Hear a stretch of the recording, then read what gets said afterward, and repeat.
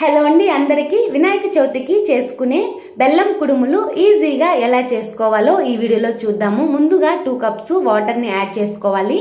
నేను ఇక్కడ 2 స్పూన్స్ వరకు పచ్చెనగపప్పు అరగంట సేపు నానబెట్టుకున్నాను.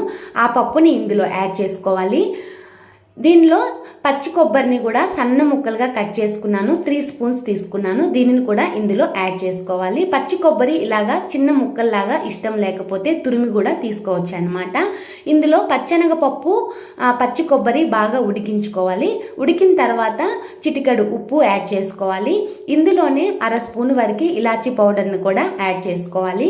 దీనిలో 1 కప్పు కంటే తక్కువగా బెల్లంని కూడా యాడ్ చేసుకొని ఆ బెల్లం మొత్తం బాగా కరిగిన తర్వాత ఈ బెల్లం సిరప్ మనకి ఒక పొంగు వచ్చిన తర్వాత మనం ఆల్రెడీ రెడీ చేసి పెట్టుకున్న రైస్ పౌడర్ని ఇందులో యాడ్ చేసుకోవాలి. నేనైతే ఇక్కడ తడి బియ్యం పిండినైతే 1 కప్పు తీసుకున్నాను. అదే కప్పుతో నీళ్ళనైతే 2 కప్స్ తీసుకున్నాను అనమాట. మనము ఇలాగా పక్క కొలతలతో చేసుకున్నట్లయితే మనకి కుడుములు చాలా బాగా వస్తాయి.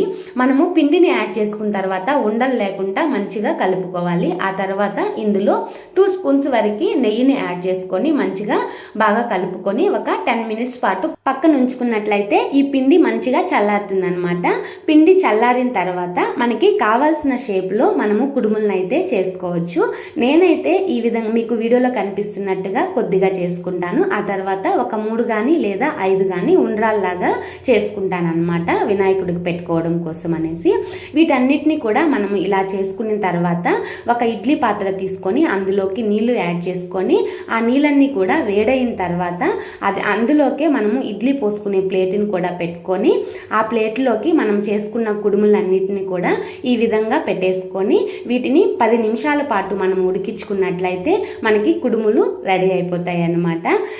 వీటిని నేను 10 నిమిషాల తర్వాత తీసానమాట. చూడండి ఎంత మంచిగా మనకి కుడుములు అయితే ఉడికిపోయాయి. మనము వినాయక చవితికి స్పెషల్గా పెట్టుకునే కుడుములు రెడీ అయిపోయాయి అన్నమాట. కొంతమంది వీటిని ఉండ్రాళ్ళు కూడా అంటూ ఉంటారు. మేమైతే కుడుములు అంటామండి.